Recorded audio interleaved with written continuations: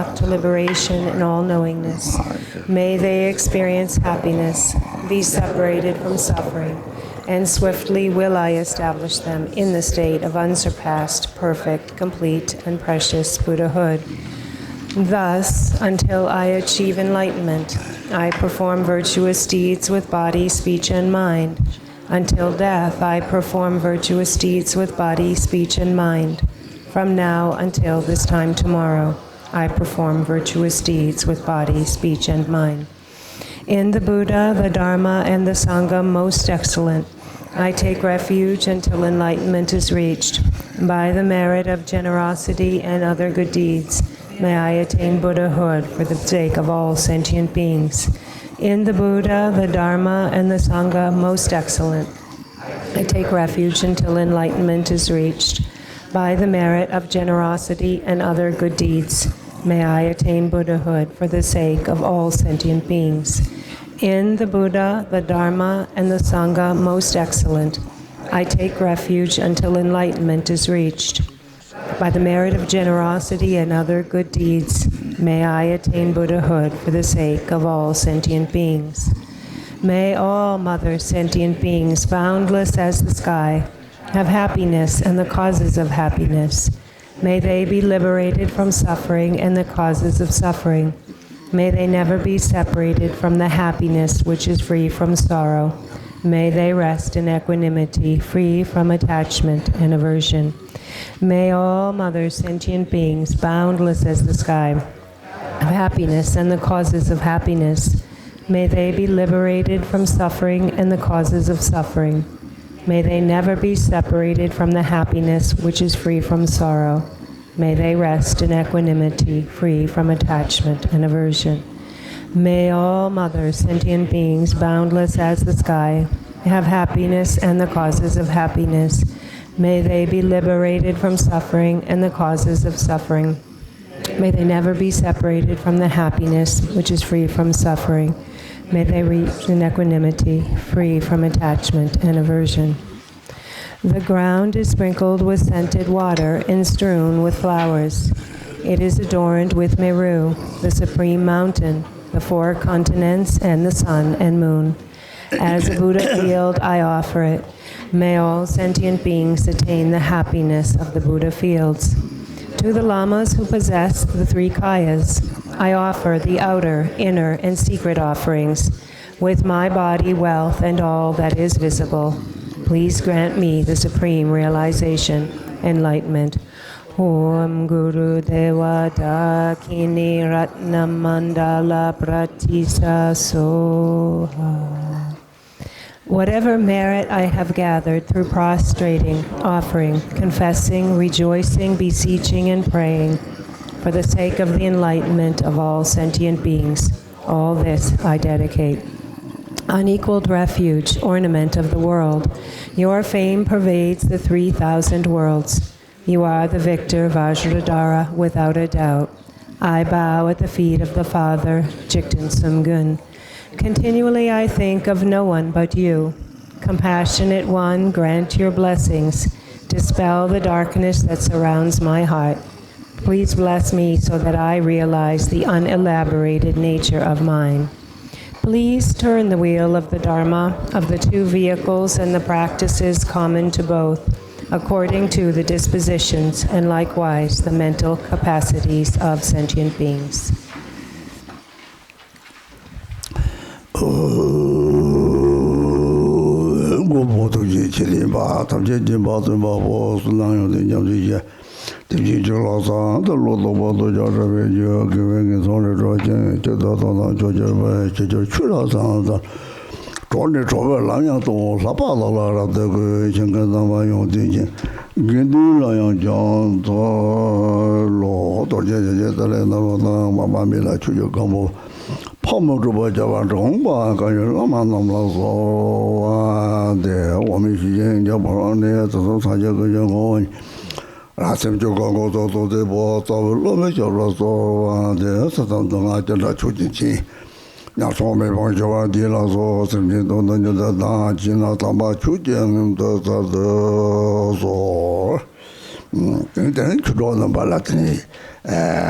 demcho koni shia yore demcho koni chana tani to tani demcho de gudnani tani to to chika songre de kaina tani Tata Dubun Jeetendra Dubun Tawana so Minister Symbolism then Tata Gevisi Mambo Yonayatri Lapatini Ngati Nyami Dimso Nyami de Dubun Jetores Kanatri Samajulu Mambo Yore Yenatri Sada Nanta Santa Samirta Samyores 소소한 보충이 된 종량이 제요되나 더 보충청리 다 때문에 aqui 보면이 냐미 제야 제도 냐미 제야 되시라거든 하고요 말이스 내가 양성 연락들은 아그때는 줘야지 냥용고로 소소 강이 쪽으로 냐미 제복하네 강이 체력 강이 돼 새로 탑동을 찍고는 되니 주로 하나 바라는 해당하는 쇼이지 then the moon is started and was a tummy tongueras. Tell one gets all Tamsic Lacoyore. Tamsic star canary. Rapa the Tapa curtain the Tamsic, the Tamsic. Should take the criminal Mangan and pin.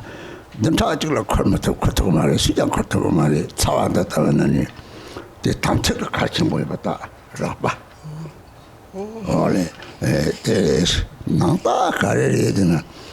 America ratni usolama kevisin mangde pegona yang teni jindu to nang khongna ba hije chimoyme teni ngan chamna dego ji teni getini chamna de to kompore yinang de tochi mo khongna ba jindu to nang gar de hore yinang chamna dego ji wa de cham tele de la de nyami ji toa le yore Joa live your beta for the new yores. This on the Shwata Sem Joram Tamsirkan Tanatini, Rankivisin, Seman Tong, the veterinary to the Punrank, Revache, the Jogore, the Tachina, the Sulam Timbore, Namsinima Tanki, Satanata Santa, some yores.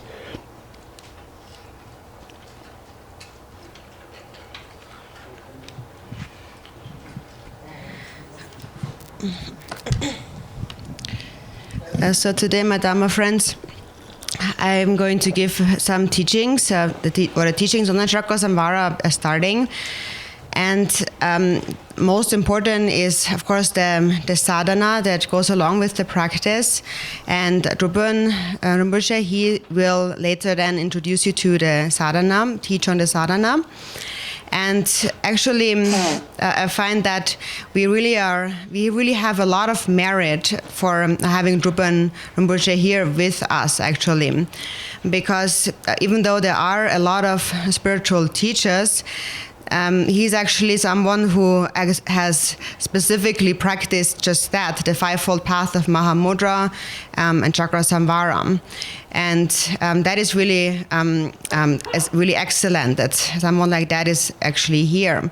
And then also, even though many people, many practitioners have done a retreat, it's also rare to find someone who actually then also possesses the outer, inner, and secret signs of practice.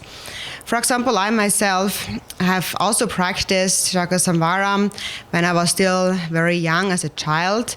But at that time, I was just very young. And at that time, what was more important than practicing was playing games. So I didn't really pay so much attention to the practice. I was more distracted by child games. And so basically what I'm going to share with you today, therefore, is more my own experience in practice and how we run into difficulties and then how we get rid of those difficulties. And basically I'm going to share with you, my Dharma friends, some hard instructions and hard advice. And so Garchen Rinpoche really has the outer, inner, and secret signs of this practice. So the outer sign is Garchen, so we can see him, right? So he's here. An outer sign of his practice, for example, is one of the actually also main samayas of this empowerment, then engaging in this practice thereafter, is that he has this dreadlock top knot, and actually it's actually not very easy to do that. For example, it's very hot here too. I think I probably couldn't even do it like a week or so. This is not an easy thing to do, and he's doing it. And then, so that's the outer sign, for example. And then an inner sign is that there's many lamas who have come to America, and they do so with a wish to benefit others out of compassion. And then often, though, they also feel that they really want to go into retreat. So it's actually very rare to also find that opportunity, but also it is rare to find someone who is really focused on the benefit of others. And actually, if you just benefit others, then that is actually sufficient. And that is also what he's doing. So he has done extensive retreat himself before, and he has actually gained a real experience of this practice, of that deity, and a real a joy has arisen. So he really found the flavor of this practice, of this deity. So it's really very fortunate that he's here sharing those experiences with us. So that's all on the inner level. And on the secret level, the secret sign is that his conduct, his disposition is peaceful and subdued. And he really, that's how I see him. I really see him as an authentic, a true, spiritual teacher. And I actually had requested him to be here and be the retreat master. So if you know how to view it correctly, those who are practitioners will really understand the great merit that we have. So these are the outer, inner, and the secret signs of practice.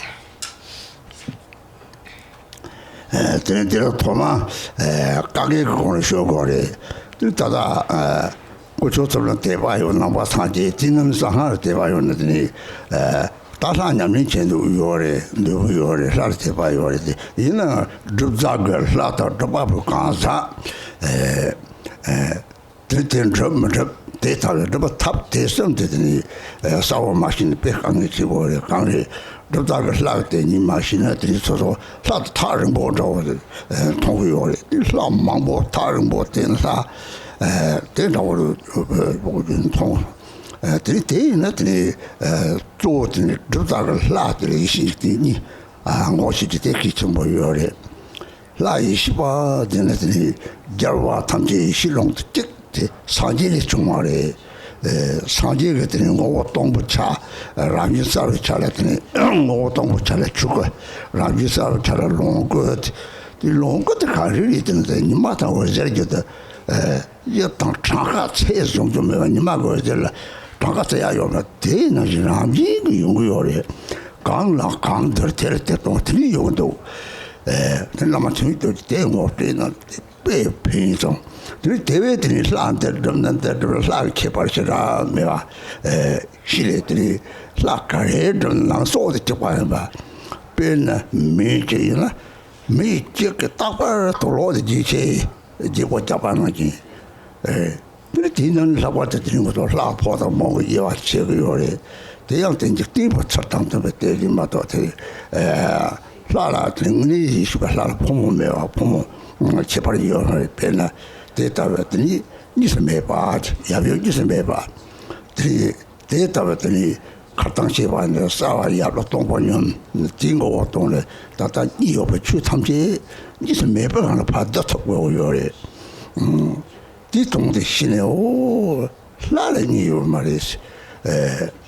Trisoto Tata, needed young cheddar, then go put down the data thing that Lagajin like Chalo Shawa, the data on your own. Somebody can Ghana Trite, Yamichena, then Latin Yamiche, to sort the Tipaya Shigore, to sort it in Lamatan Trevaya Shigore, 내가 디는 냠이도 라면 토소 디나 니다 랑 생다 라마타랑 신사제선지 라디 사제탈이야네 라디 사제리야 들 라마티 생다 라니 제임바 라마 생다 들 랑 생이야 베나 제임바 가리지 마드리 들이 다다 그래서 라포트 산족세부 도마시는 라마센터 접하는 코와다 나한테 파르티 다진진 로당 인민 로니 제발이다 텔레바시 대도주야 왔던 거예요.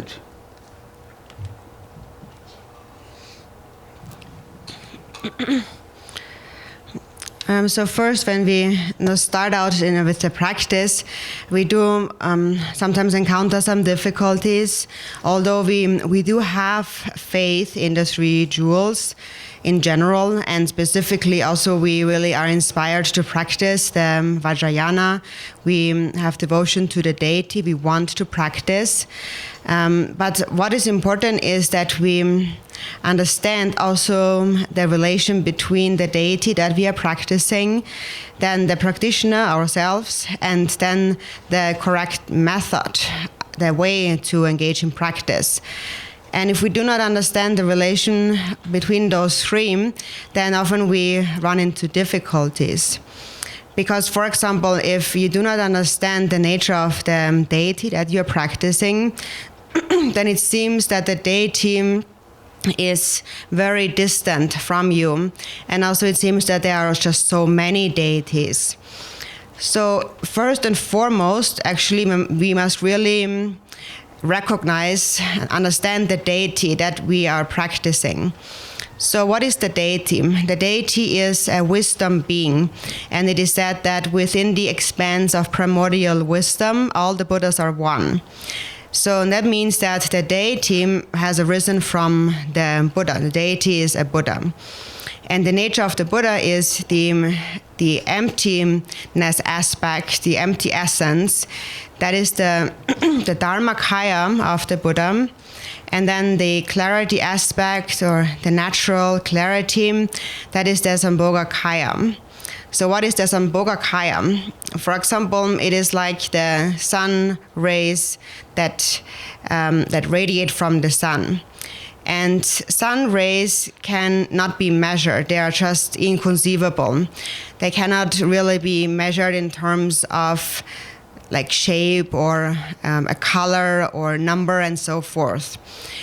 And so it's in a similar way, the deities arise just like sun rays from the sun in this unfathomable natural way. And they appear in whichever form is necessary to benefit beings. So according to the needs of beings. And this is actually how my own guru, Jime Dorje, had introduced me to, and that really had helped me a lot. So regarding the deity, when you understand that really, then you know that actually there is, even though there is a great variety of deities, there's really not much difference between them in terms of their nature. And therefore, whatever deity you practice, all deities have the same like life force, the same mind. For example, it is like one person that is always changing their clothes, just still the same person. So the deity appears in different ways, in male and female forms, and with various implements and body colors and so on. There's many different divisions of deities. And these divisions are also, in a way, like mundane ways of dividing things. But actually, since the deity is a wisdom being, a Buddha, there is actually no real difference. Within the deity's heart, there is no difference between male and female.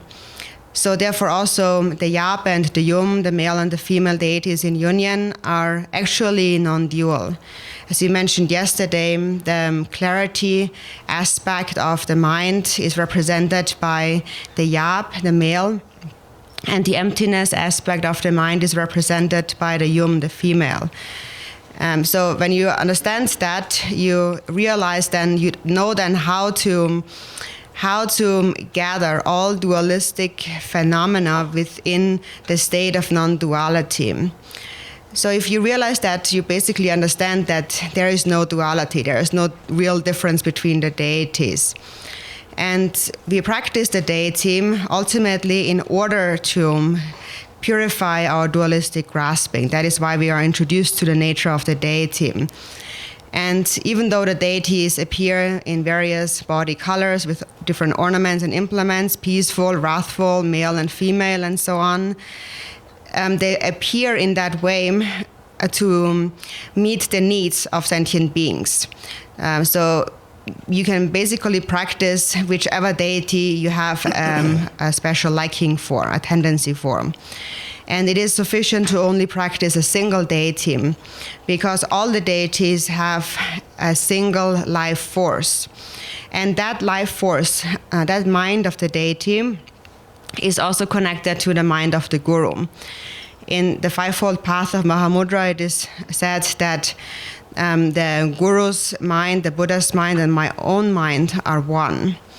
So here the Buddha's mind is the deity, and the guru and the deity's mind are the same. And then also your own mind and the guru's mind are one. And how are they one? Especially when you receive now the Bodhisattva vow, then you really see how your mind, that mind of bodhicitta, is really one with the mind of the deity. So basically the only difference between samsara and nirvana is a difference of motivation. Either it is a self-cherishing mind or an altruistic mind. And so that is the important thing to understand very well in the outset.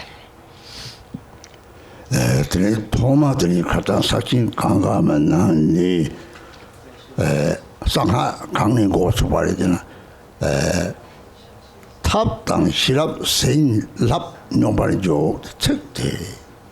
세인 랍 되지나니 탑당 시랍. 시랍 고대 취탕제 또 많지노. 이때 마도바 심지 당 요래. 내려더니 이제 탑대 이제 시랍된 걸 아주 고대 취탕제 진이 대니들이다. 고대 취탐제 돈었더니 마도바 심지 답변 이제 요래 때가 돈이 이제 손도 좋았대. 좋나. 이 때라 세인 랍지바데 마도바 심지 때라 다 세인 랍송 거래. 마도바 심지들 레도 링 없잖아. 너무 링 없이바지 다시 랍적이. 오, 저거도 다 등이 잡아서 랑단도 하고니 세인 토마토 랍용 거래. 등기 저 당진이 뭐 하고래. 사람이 봐라가리 다 당진이 뭐 진피가 로치는데 진피가 로치를 mitte 속겨요 말 샘겨요래. 예. 들들어서 다 배자서 세명이 받은 다 종강을 쪽 로조때 들이 양당한테 밑에 장보 차오나. 들이 밑에 속대나 그런 각하래. 그 가액선이 샘 각하래.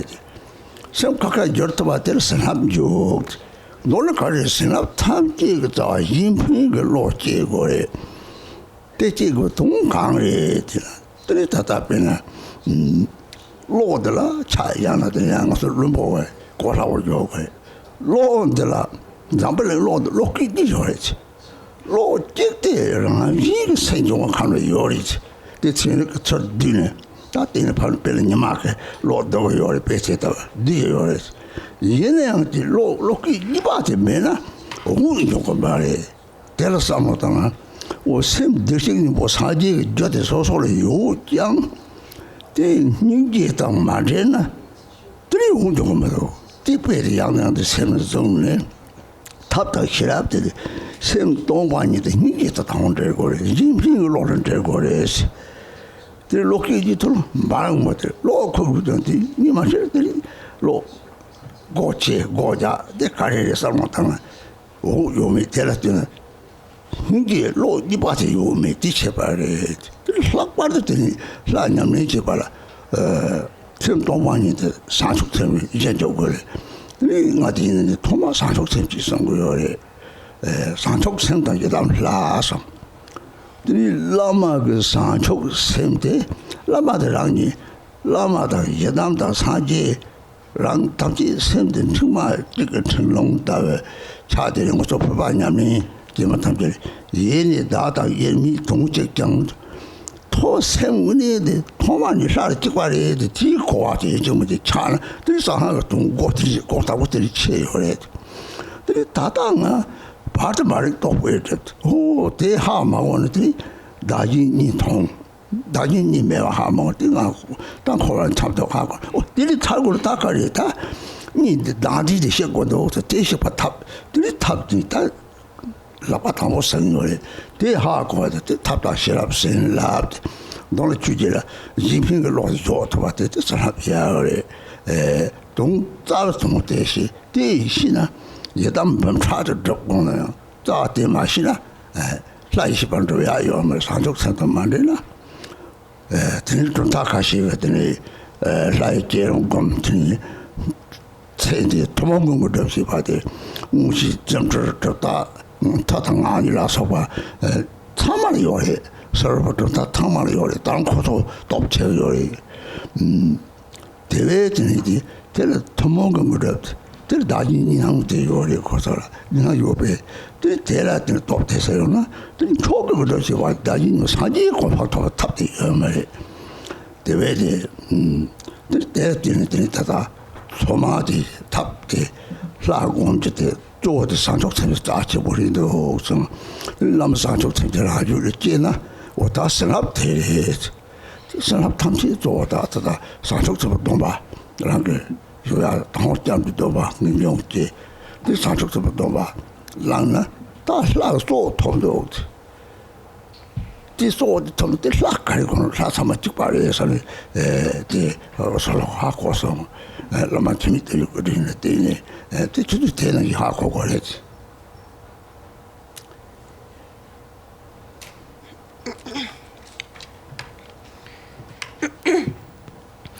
So yesterday during the teachings on the Gangama, the Mahamudra instructions,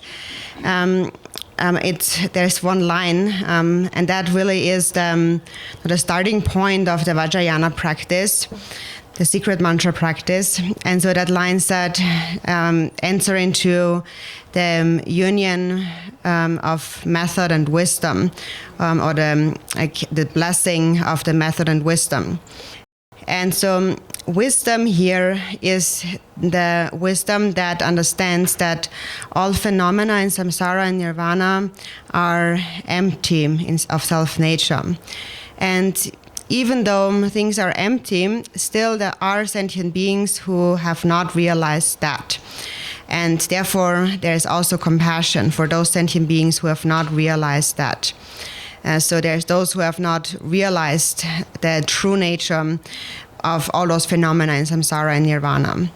So this method and wisdom, or this union of method and wisdom, that really represents the union of emptiness and compassion.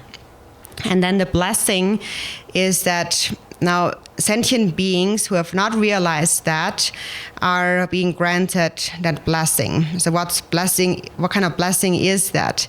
The first blessing that sentient beings receive is the blessing of being introduced to the workings of karma, cause and effect.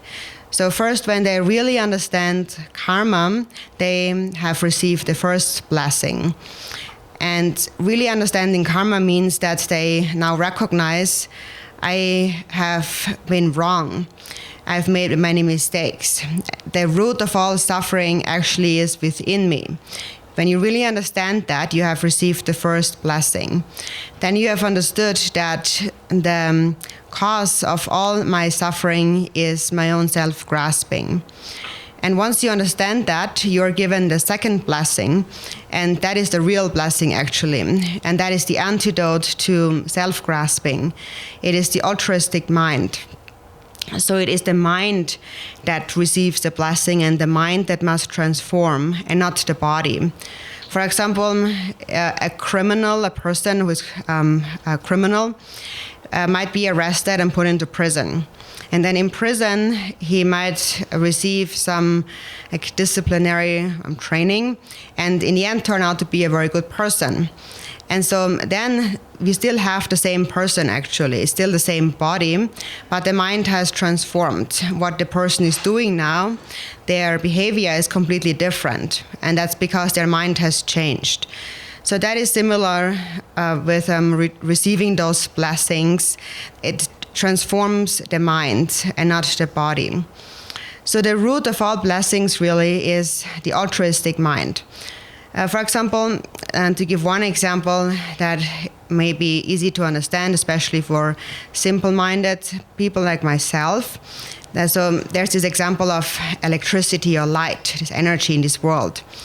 In order to produce luminosity, to produce actual illumination, light, like the electricity, like basically two cords need to connect to each other. So the electricity source needs to connect to the cord that you plug it into, and then there will be illumination. And so the first cord or the first source of light is actually there naturally, pervading space. And now science has been able to extract or to gather it all into extract the power, the force from the electricity, the energy that actually is pervading space. So science was able to take out or condense the energy so that it can be used to produce power. For example, there is solar power where we are gathering the solar light and then transforming it into electricity. So that's the first, this natural existing energy that's out there. And then we need, however, also something to connect it to, the second source, the second cord. Otherwise, there will not be any illumination. And so now, from our perspective the first source, which is the energy that's always there, that is our own Buddha nature, our own potential to attain enlightenment that we already have. And then the second one, the cord that we plug it into in order to really produce illumination, that is compassion.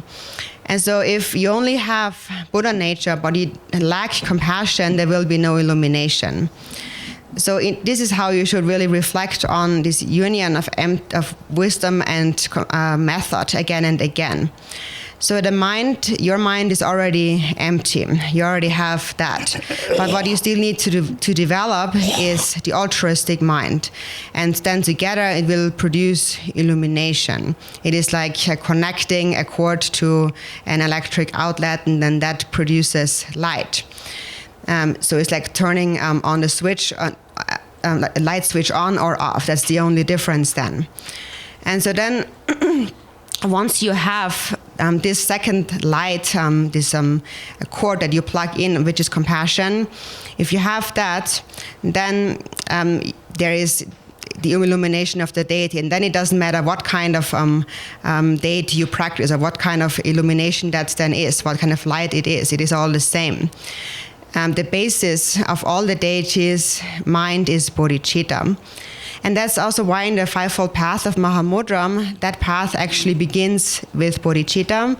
And then next we practice the Yidam deity. And then also the Guru. And the Guru's essence also is bodhicitta. So you have the Guru and the Yidam and the Buddhas, and you have your own mind. And all of that is actually just like being connected to a single string of a rosary, a mala string.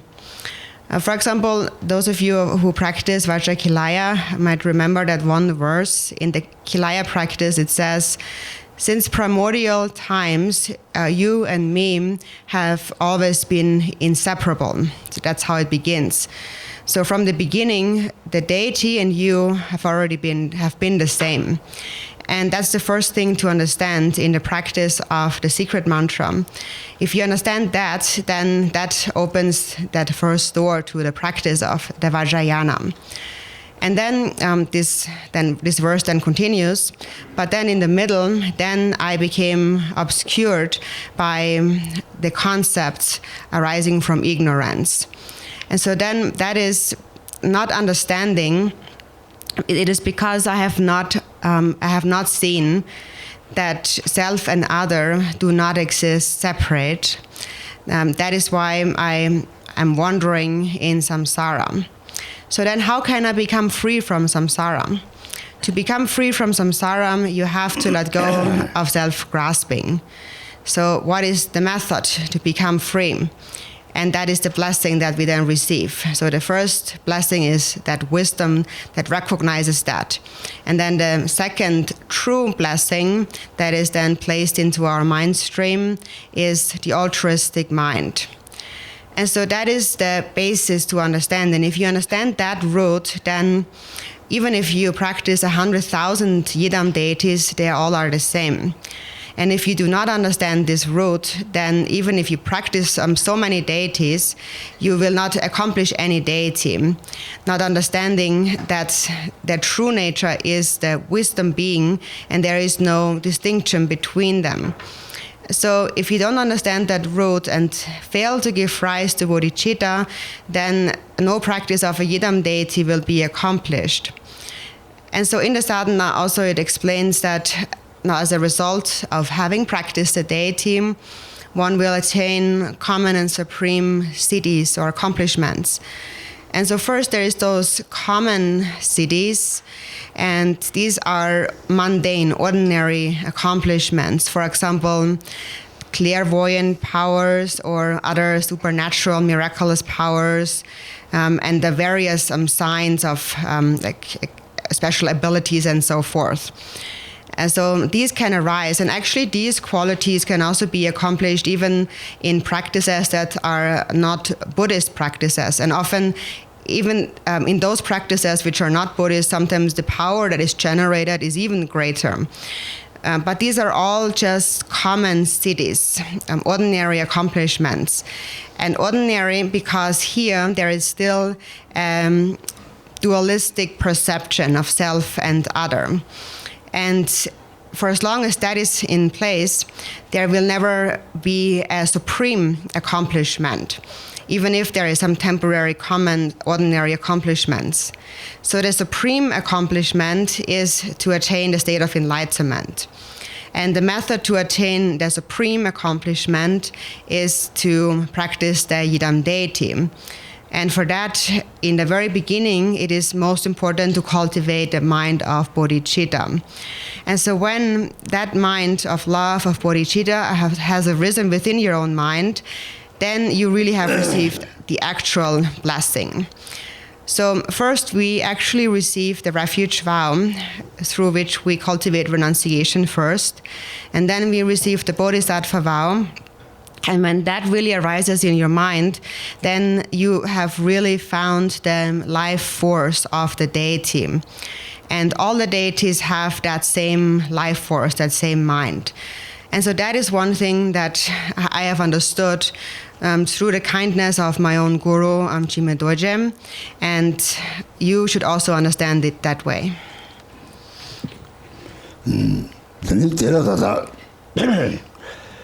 그 탑다 시랍스랑 때라 선질람들이 또 소리들이 사축점 찍고 곰 생고마라더니 토소이나 등 생고마라 조바파르드서 쪽 대그들이 뉴모파들 암진게 요는 뭐 땅들이 가래세들 나디 진짜부 제세들이 다 사제 고방을 듣고 요래 되니들 도당하지 봐 왕이 통틀 사하라 왕 시바지 다 왕가리네 르 예담을 사고면 하다야 들이텔라리 들이티네 상하니 람소 사고면 하다야 강한테 말이잖아 그 산초심 르르 지나 양 다른들이 담아버 르당하고 거리 레 통사한 거 요래 당다 진지 요래 데르티네들이 서로 속당랑 그 서로 자당랑 그가 Tiene Tini, Dr. Jai Nibola, Tata, Lada Hassan, Till Jerem go to the Lugan boy, Thomas Jerem's Jerem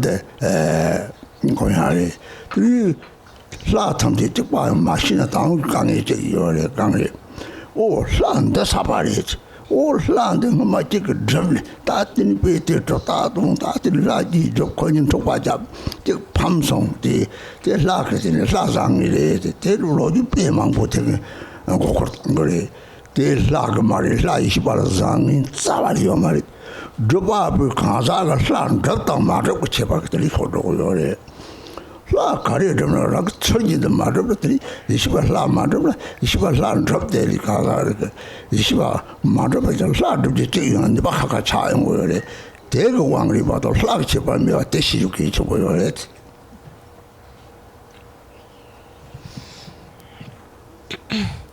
So that is the blessing of method and wisdom.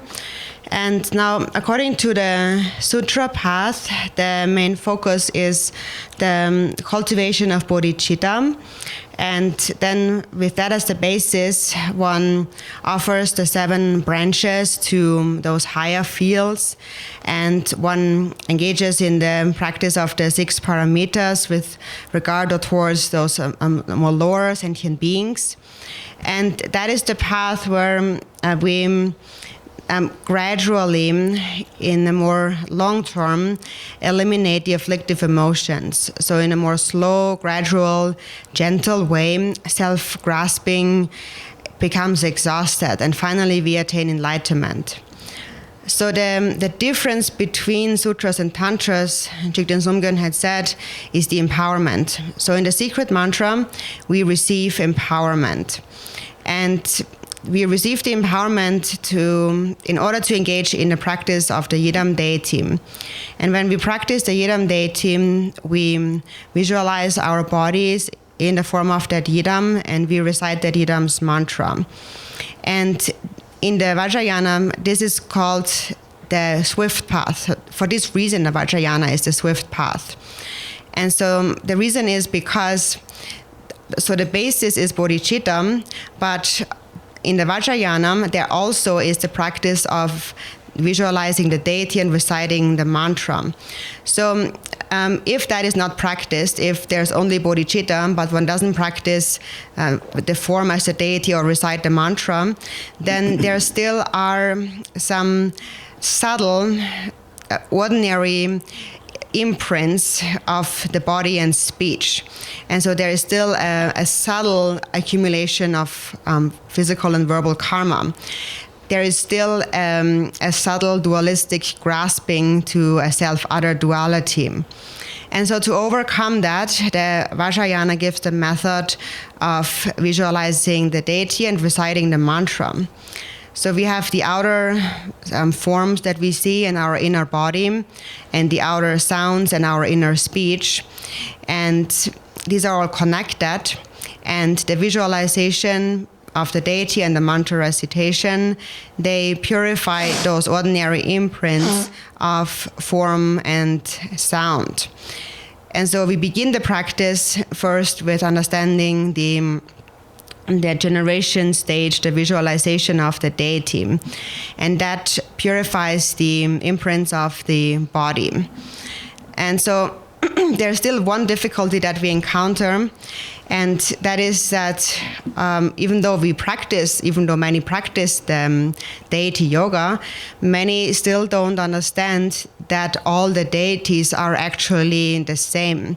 And then again, they run into difficulties. For example, some people say that this specific deity is much more profound than any other one, and then they practice that, and they might even maybe display some signs of accomplishing of that deity. And then often there is there's many old stories about practitioners who have practiced different deities and who then enter into various competitions and arguments, and then one wins and one loses and so on, and to prove the power of their deity. But actually, it has nothing to do with the deity at all, because within any wisdom deity is exactly the same. None is better or worse than the other. They are all exactly the same by nature. Where the difference comes about is the way in which we engage in practice. So the difference does not lie in the deity, but in the practitioner, actually. That's the only the only difference. So even if you practice a very profound wisdom deity, if you do not practice it properly, then certain accomplishments will also not manifest. And if you practice it properly, they will manifest. So it has really nothing to do with the deity itself, but the way in which we engage in practice. So if it is not practiced properly, then also no special power will arise. So that's actually a very important point to understand.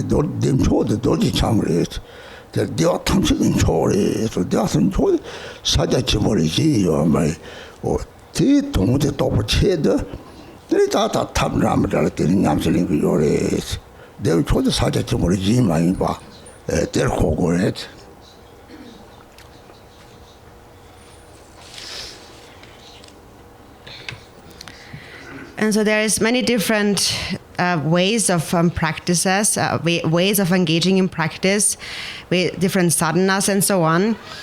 So for example, in the new Tantric tradition, there are the 4 classes of Tantra. And so people might think, when they don't really understand that, might think that they're all different, there are different, in each of those different classes, there are different offerings being made, and there are different sadhanas, different practices, different stages of visualization, and so forth. So you might think that they're all different, they're all separate. For example, then it appears that when you begin the first, in the first tantric class, the action tantra, for example, there's many rules there. For example, you can't eat meat, or there's a great emphasis on hygiene, being clean and so on, that the offerings and so on are clean. And so here it seems that it seems to you that you are actually very distant from the deity is far away from you, and you have great devotion to the deity.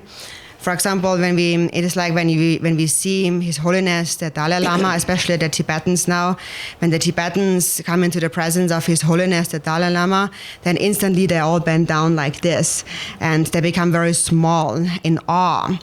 And why are they afraid? The reason is because they themselves really lack bodhicitta, and if you lack bodhicitta, then you don't have that inner confidence. And so from that perspective still, when there is this awe and this like big separation between us, from that perspective, we pay more attention to respect and hygiene and faith, and that everything is proper on the outer level. So all of that is a practice of the first class of Tantra, the action Tantra. Or the Kriya Tantra. And then the second Tantra, the Acharya Tantra, or performance or conduct Tantra. So here you're, as you continue to practice then, here you are already coming a little bit closer to the deity. It's like you're becoming friends with the deity. And once you're friends with the deity, the moment you see the deity, you instantly recall the deity's good qualities. So it's almost like you become like a very close relative and so on, also a very good friend. And then you move on in the practice and you come to the Yoga Tantra, the third one. And so here then you realize that you have Buddha nature, and when bodhicitta arises within your mind, then self-grasping diminishes, and then through the practice of the deity, all the qualities of that deity arise within yourself. So you realize, actually, I am the same as the deity. There's no difference between us.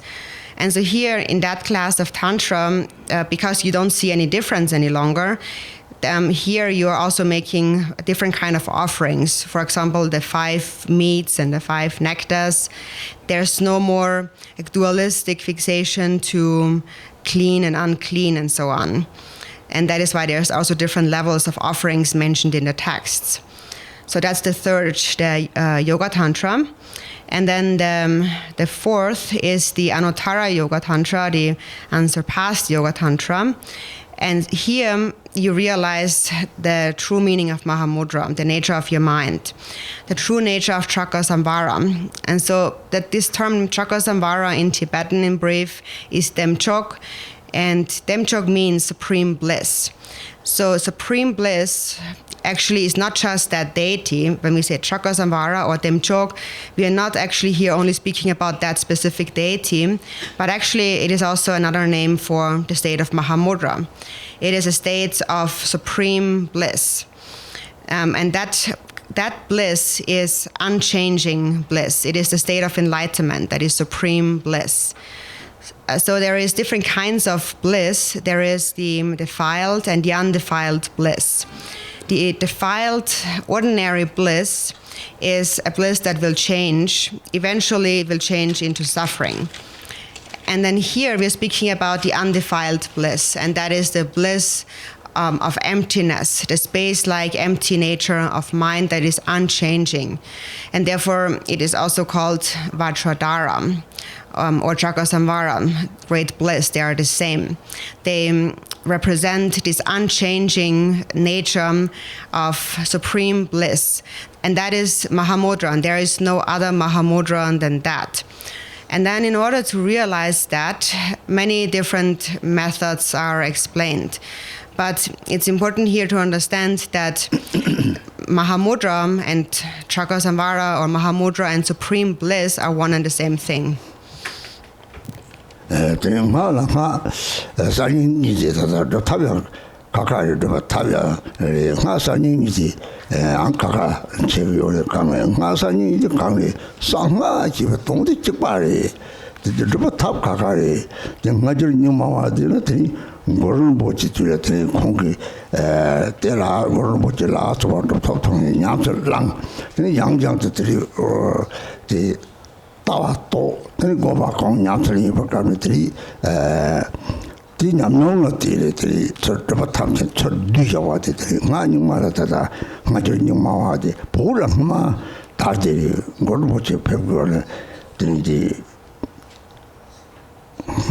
Samage Jude Yeti Top Tiglatini Nidobi constituted the top. The hotel top of the top, something in the village. Don't I never to watch how they are the top day when that's about it. Ben Shapti, this top what they said there in Hassan, Chepat, don't know some nice about Kari, you what is she about Hako to your Masjam. Something Sajiba Hako, your Mary, you moan Shiba, don't matter what they sang out the Ransangri. The drop a tablet in the cashet of a tap, Chepala, the Matoba, Lopartopa, Sotan Topa, the Tamjera, the Matopa, the Lopartopa, you want to tell me this Sanhajolam will come to Sang Yore, the Sanha Sang Shisawa, the Chile to my inti, Lo Chong Tuba mean Sang Song, the Vetini Sanha Meni, don't need that. Garishigor only Moishi in Batang, simply Sajimba, their graduation at the somehow don't Shibari.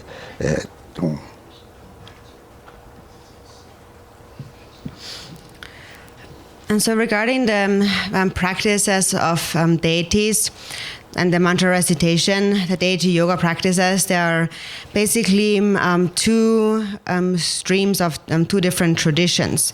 There is the Sarma and the Nyingma, which is Sarma is the new transmission of the Tantric teachings, and the Nyingma is the old transmission. And the only difference between them is the way in which they approach the practice. But the ultimate meaning and the result is exactly the same. So the way one engages in practice is slightly different. According to the Nyingma tradition, the old Tantric system, and that was propagated by Guru Rinpoche when he came to Tibet. And the system the tradition that he transmitted in Tibet is one of an experiential, from an experiential perspective, and not so much conceptual. So it is something that he himself had practiced. So through the practice, he had attained realization in the view. He habituated the practice. He gained a personal experience of the practice. And then based on that personal experience, he condensed the various practices into a format that can be practiced by anyone very conveniently and within one sadhana practice. And so the reason why it is called the Old Tantric System is just because when Guru Rinpoche came to Tibet, that was the first time when the Tantric teachings were propagated or spread in Tibet. And so since this is the first transmission, it's called the Old Tantric System. The new Tantric System and the later spread, that consists of those four classes of Tantra. And now what the old Tantric system does is it condenses the meaning of that all into one sadhana, and therefore within one sadhana we have what they call in the Nyingma system the four branches of approach and accomplishment. And so the result of practice is still the same. The result is to accomplish that union of the generation and completion stages. So the fruition, ultimately, they are all the same. So someone who possesses some intelligence will understand that there really is no essential difference between them. So the older and the new Tantric systems in terms of their nature and their result. And so then, in brief, what really is the meaning of the secret mantra? It is that we need to basically understand that the true nature of the afflictive emotions is primordial wisdom. And that is something that no one can understand. No one can see that.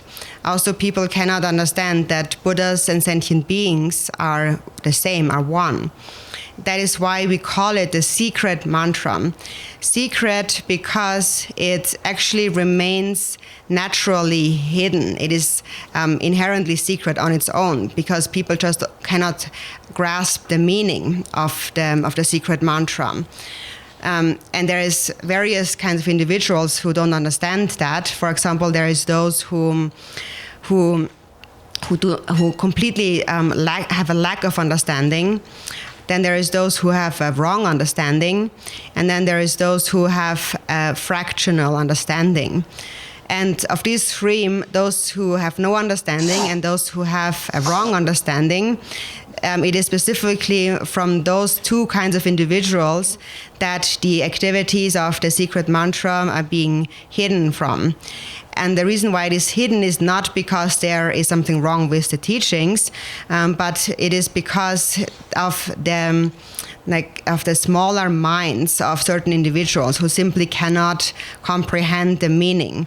It is kept secret from those of of an inferior level of practice and so on.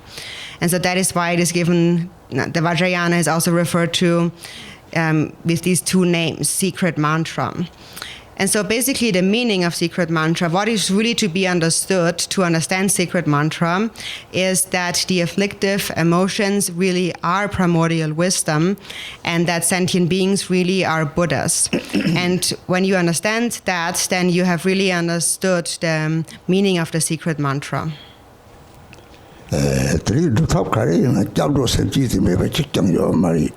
Te tangche jamdo semji de dong chikpare la kare lo te chikpa yinpa shikore jabsa kare nga zhogore tina tong gongcho tono tepa chegore tepa kare che na gongcho song kare ni sanje ka kare ni te yingore sanje li chu song di si tabde sanje ka khora ka haa kone tingo sola tsenche lambda ting song si ta chu de lambda varet roba tabde kangre tina pena chu lok chipa de yo na But mitte lamgade yore, ta rosa lang, oh, nyamde rosa lamgade yore. But oh, mitte modade ta modade ta modayo pana ki chade yore. Oh, modade din do lamgade lep ta sacha lep ta ramang jago yore. Oh, te lamde.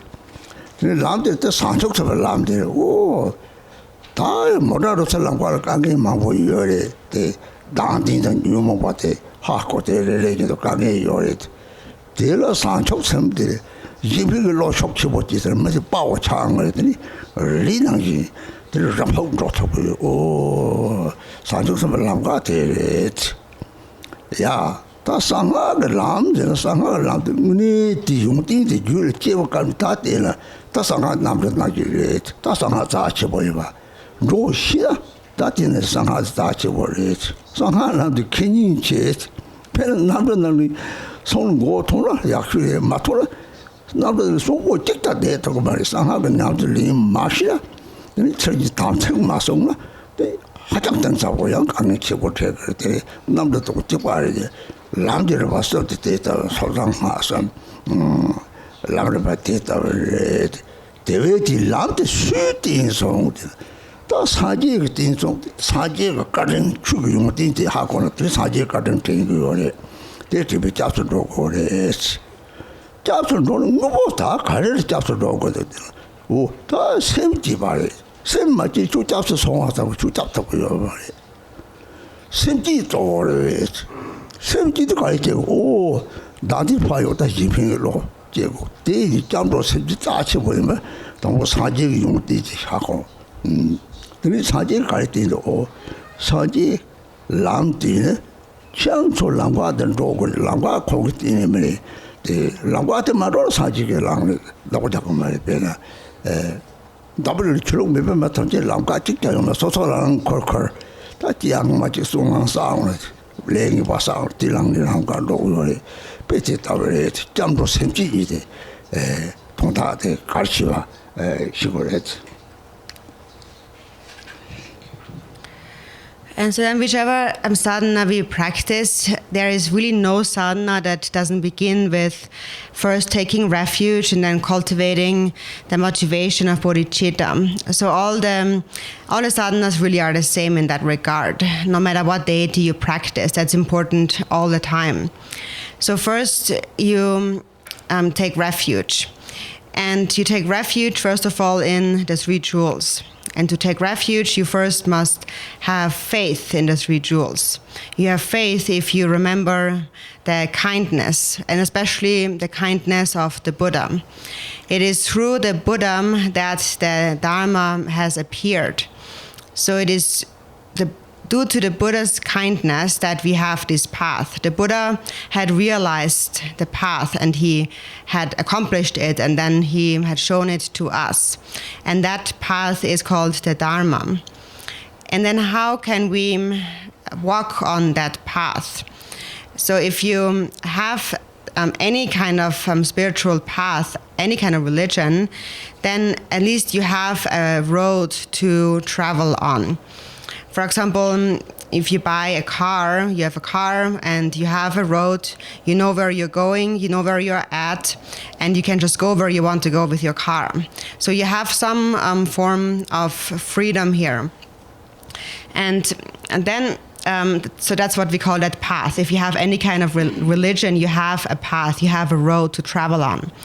And then when you enter the Bodhisattva path, then you realize that going in a car is still like actually, when I'm going in a car, I'm still running into a lot of difficulties.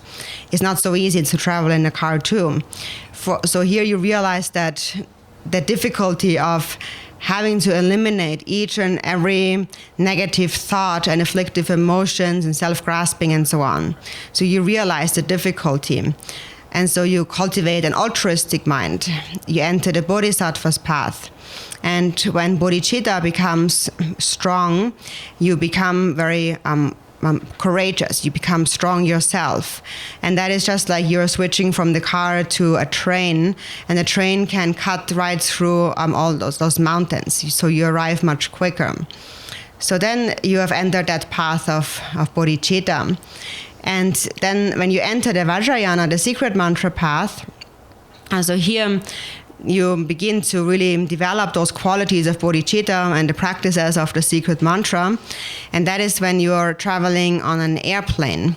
So you recognize how precious those teachings are, the secret mantra teachings. And you are inspired to engage in practice. So that is when you're going on an airplane.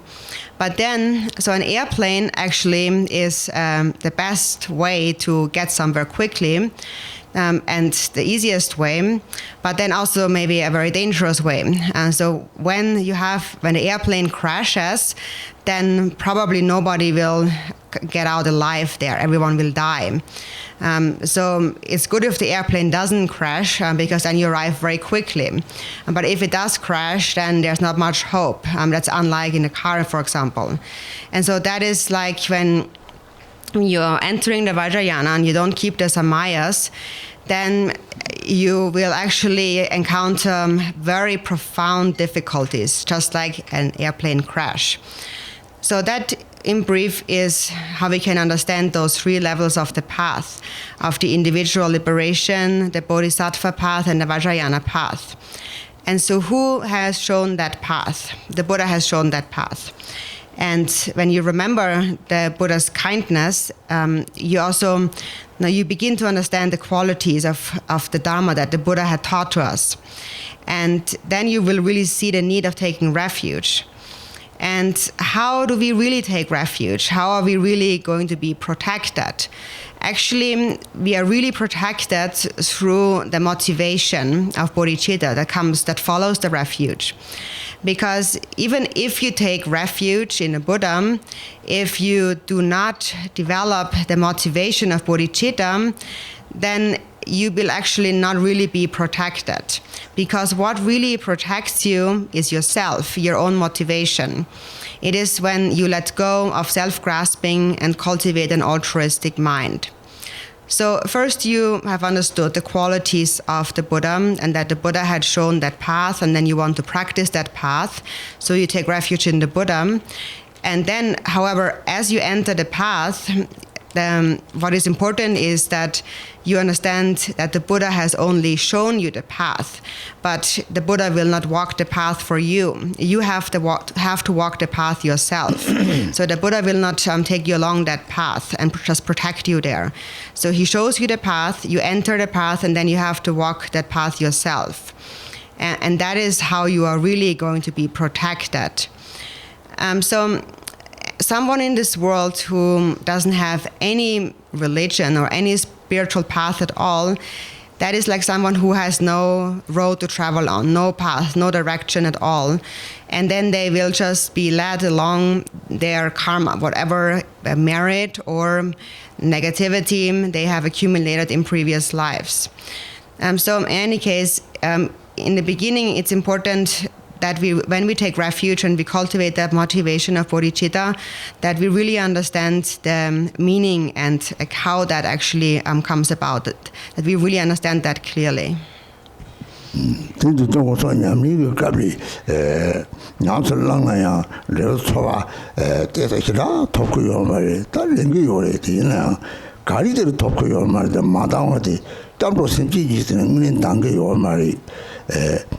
so certain debatem jina tritadang so pimban ba chimore de so tambe te madam re sam nyamije tan tham de nyamije go te dodo te thoya yore selna 강리 jamro kamni te pasam ti nani ichi te pas ta jumdi salame pares dewa chungdi de samte garden ti shibatang dong chungde nyurde dadi na nyumo lele se ta samota ti ta taje ta ti te pas ta muni te paret te maung pa ta ti rang te ta bet ni lamten ro to yore semji kamni dodo tek to gore 가시 인생 탁관이 섭지 대화서 되지나 섭지 탐시 자체 잡아도 그래 전에 약보도 차나 삼이 생리 세상에 봐도 톱나 따뜻해서 톱이래 때문에 대톱다 가리 잡아도 강이 가리 좀 셈 초악한 거 아마 별로 롱바지는 족보 정보도나 롱바지 갈 하티 롱바지 가는 도티니 갈갈 제도 때들이 저로 초와들 냈고요 다들 나도 좀 연락도 심지 상방이 제요 말이 tambo 심지 같은 의미에서도 임보용 도고요 말이 다들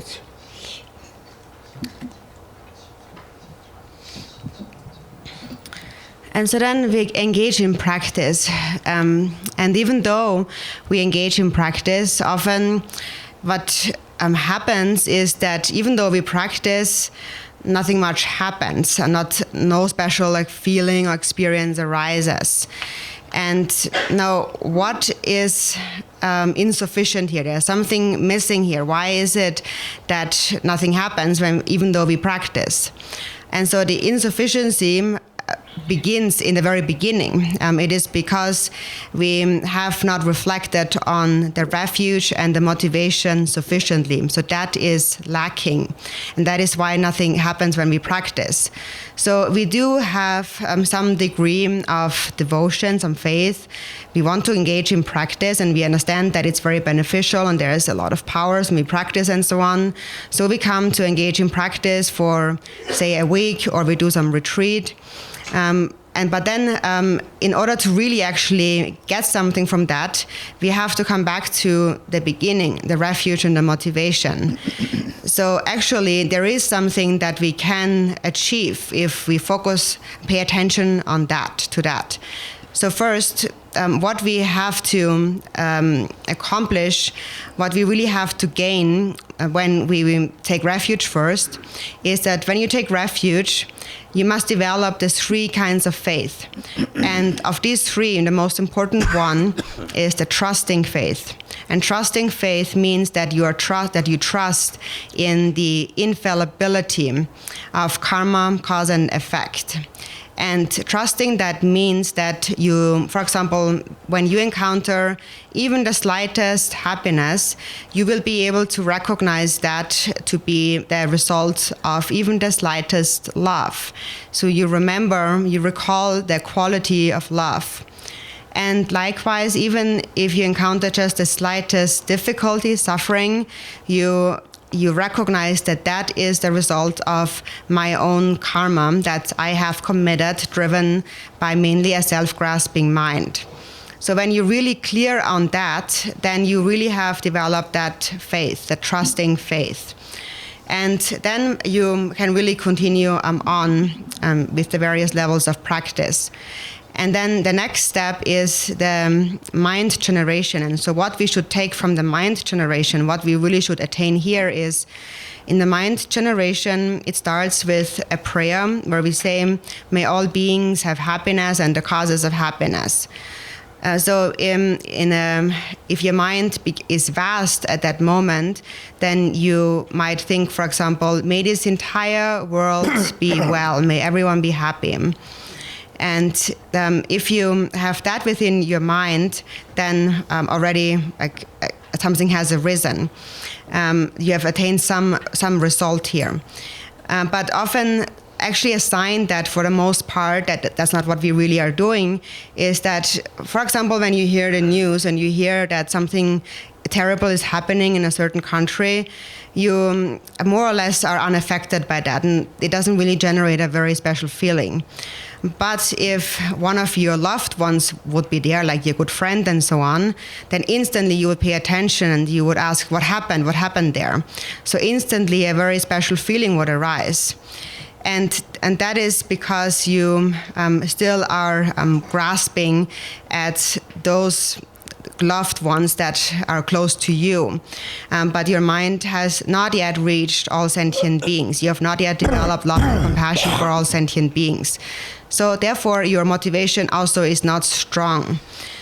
So you can see how important it is that in the very beginning, we really pay attention to practicing that well, to practicing the refuge and the motivation really well.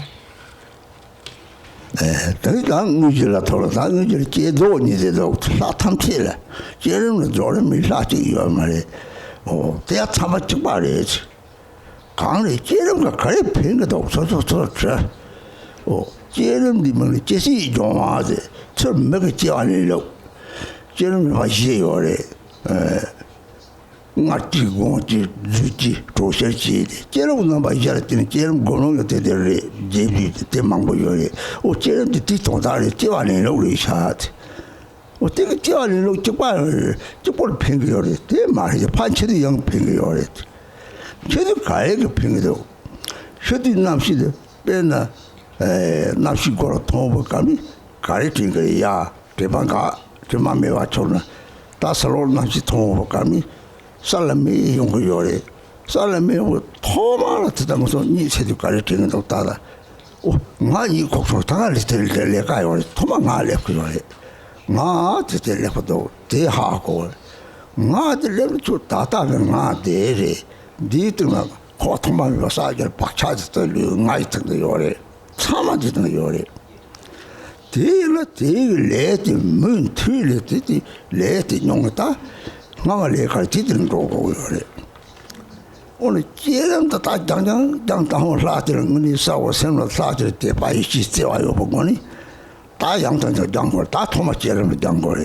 제름 장이 타기 냠선이 버거로 다 톱도 곰. 그냥 뭐 봐야. 돈도 곰지니가 냠도 이거 뭐 싸는데 이거. 축제는 곰고는 하고는 딱 거기서 왕 톱을 감지 거바지 기체 뭐래. 따따때 오 되는 오라 니왕 톱송. 第五是拉的那个，把这样的有，恐怕大那个大没针。这样的这娃子这把我们真这玩意儿真没làm嘛，还有的样子下样的，看样不接，看很多妈妈都那个讲不接，这是心里的七八样没，这里什么样的，这那么的下个，人没帮着下，电他妈下。 그 가서 된 참전 때뭐 치치 총총 망보셔 가이차 주도 마땅지네 오 라지 마다르디 들이 서바티는 판조거리 양총 들이 대공성의 지마 라들 제와라 라지당랑 제이도를 속마 살나요 들이 라드스미 제야메가 차용을 요래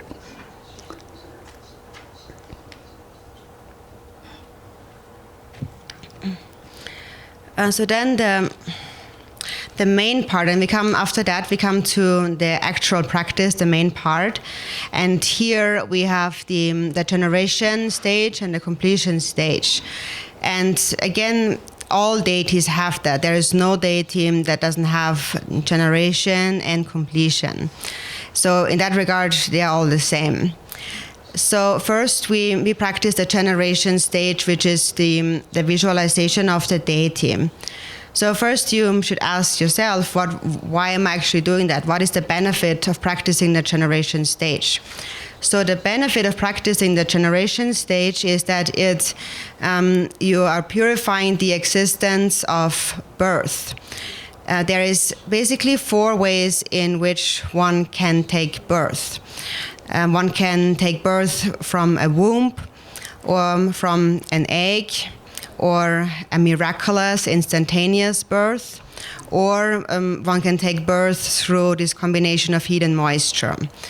And corresponding to those 4 ways in which one can take birth, there are 4 different kinds of generation stage, different levels of visualizing the deity. And so here we need to first recognize, so that is why I'm practicing the generation stage. It actually describes the way in which one takes birth. But then that on its own also is not sufficient to know. Then there's also now what is really happening when we die. How is it really benefiting us when we die later on, when the consciousness leaves the body?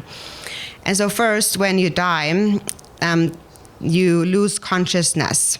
So there's no more consciousness, and the consciousness, you're unconscious, and that is after the consciousness and has left the body.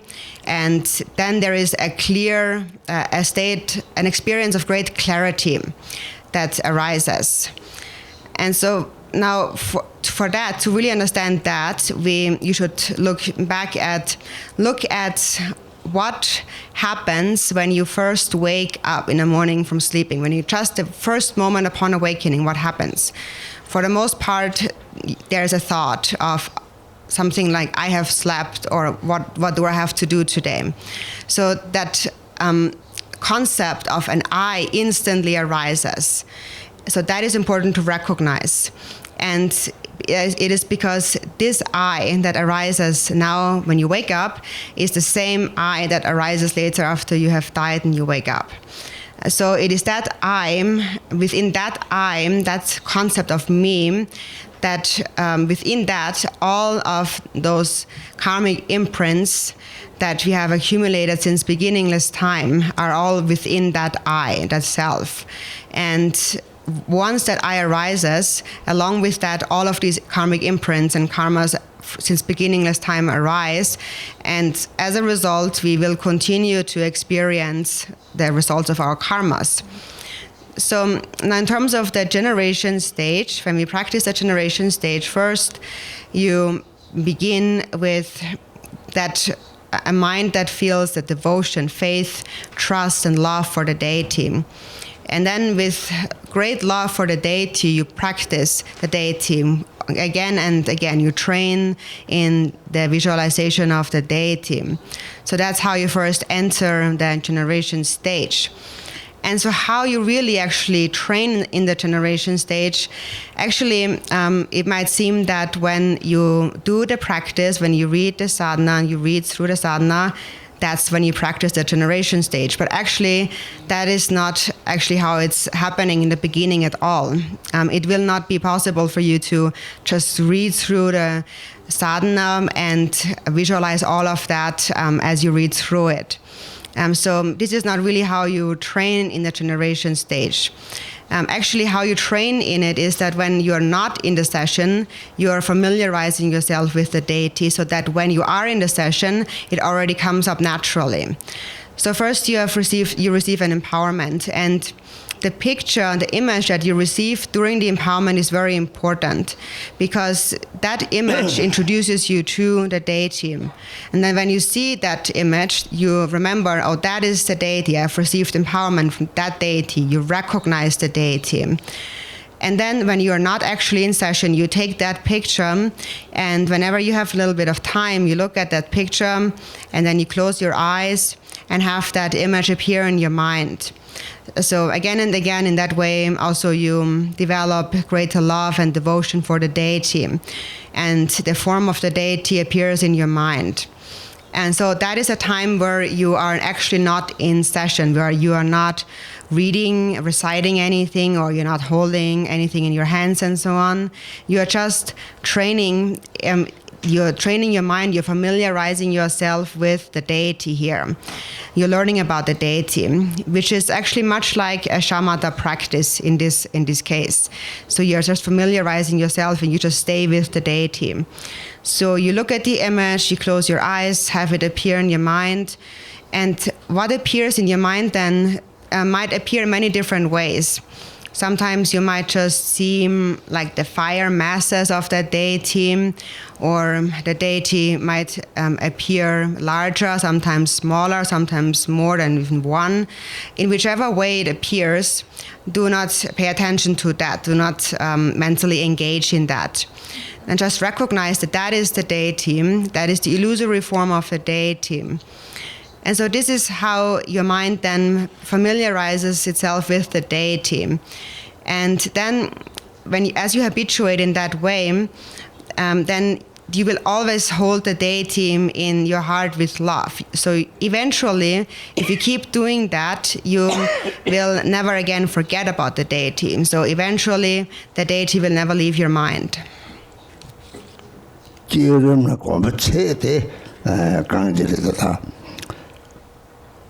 Jinglang Chimbo, the Jiva Kapsa, Lamsang, the Platinum Buto, Pola, the Confi Yaki, Yore. Bangated, young Contosum, Low, Jeetendra, lovely. 3,000 child already. Then we took a long while. Chapala took me that corn, yeah.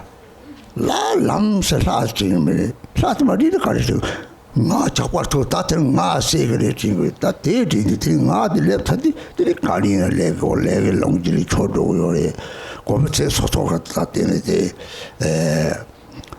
Tata Popo Consi Mani until Jeetendra laptop or Senguchima Sadangani lag over theatre until Pardoni, Pardotan, Pardoni Vanity, Doctor Sajima Tadin, number of Namsitini.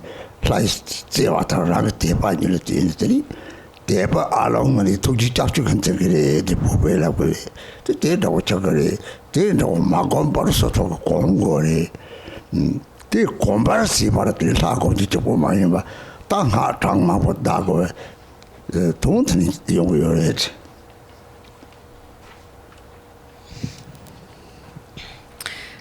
So then, as you practice the Degeneration Stage, the deity yoga, there is a certain measure by which we can see our level of practice, of habituation. And so that can be seen especially when you encounter a terrifying situation. For example, that is actually a really good habit that the Tibetans have, is that when they run into a dangerous or difficult circumstance, then instantly they have the habit of calling out for the deity, calling the name of the deity. For example, calling Tara or saying 3 jewels or Tara and so on when they really run into difficulties. So that is how we should practice, actually. For example, if you're walking along a road and you run into a robber, like a robber who is threatened to kill you with a gun, who's attacking you, then in that moment you should actually ideally be able to recall the deity instantly. In that moment, if you do not recall the deity, then you would think that, oh, now I've met this. There is this person, this bandit who is attacking me. Today I'm going to be killed. So already the I has arisen, and once the I is here, then you will be taken by your karmic winds. So that is a very good habit that the Tibetans actually have, that whenever they run into difficult circumstances, they actually verbally call out for the deity. They say, Tara, protect me, and so on. So it's important that you're able to instantly remember and then also say it out loud. And then even if you're not liberated in the first bardo, you will be protected in the second bardo. Then it is just like the consciousness, the bardo consciousness then is like boarding an airplane, the airplane of that deity. And that happens due to the deity's love and your faith in that deity.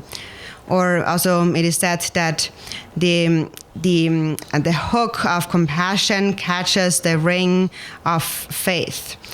And so for that, it is necessary to habituate that, to develop that level of practice, that you always remember the deity. And the deity always remains within your mind. But then it's not just the form of the deity.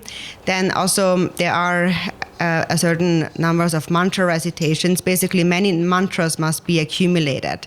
So that is the reason why also we visualize the deity and we recite the deity's mantra. Om mani padme hum. Om mani padme hum. Om mani padme hum. Om mani padme hum.